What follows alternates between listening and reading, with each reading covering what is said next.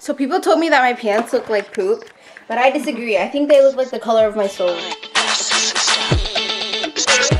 and welcome to K Times, and this week we'll be talking about Goddess of Marriage to kick off this hot summer.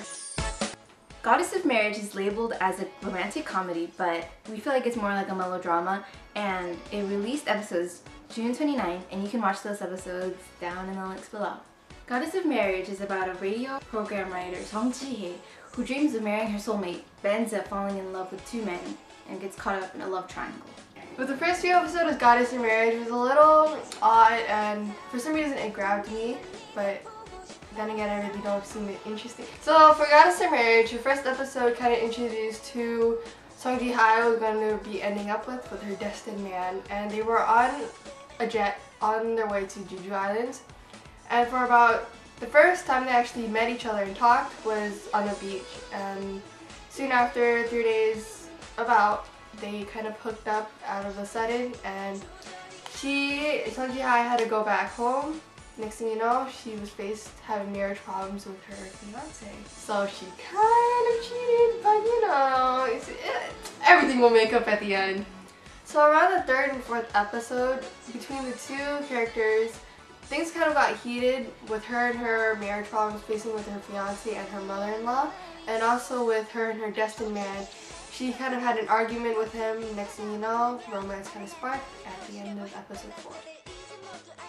So with the actors in this drama, it was a little too dramatic. A lot of the filming with the two main destined characters, they kind of had a little close-up of their eyes and everything. Next thing you know, it's really dramatic kind of acting, and plus Song Ji-hye's character is a little blank, and so every time I watch her, it kind of feels like Song Ji-hye in real life. Also, there is this kind of sweet and everybody starts screaming "ah" moment where she kind of slays on your shoulders in the first episode. But then again, it's pretty typical of a drama, so overall it's alright over acting. One reason that makes this drama really unique and not like other K-dramas is the fact that it's about marriage rather than relationships. In most K-dramas, a girl is single and she goes out and finds her love, or you know, the journey, but then in this drama she's actually already engaged and then she falls in love with two other men. So that's a pretty unique plot right there, you know. So on to our final thoughts. Personally, on my final thoughts, it's not a drama that I would definitely recommend. It wasn't enough to grab my attention, and I wouldn't watch the whole episode. I would kind of like skip through it because, you know, it's so typical, like with all the moves and everything, you know. And it's not something I would want to watch over.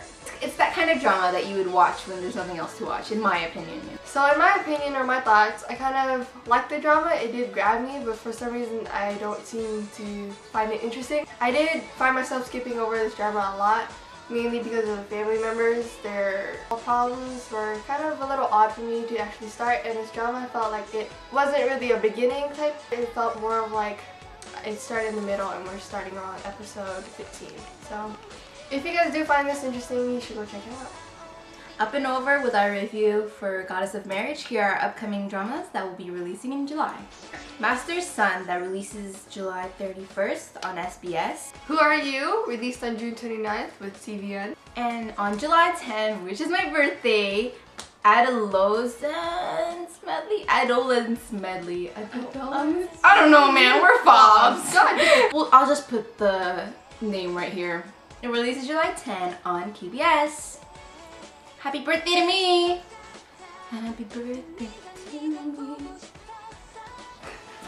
Why would you do that? As you can see, I get thrown around a lot.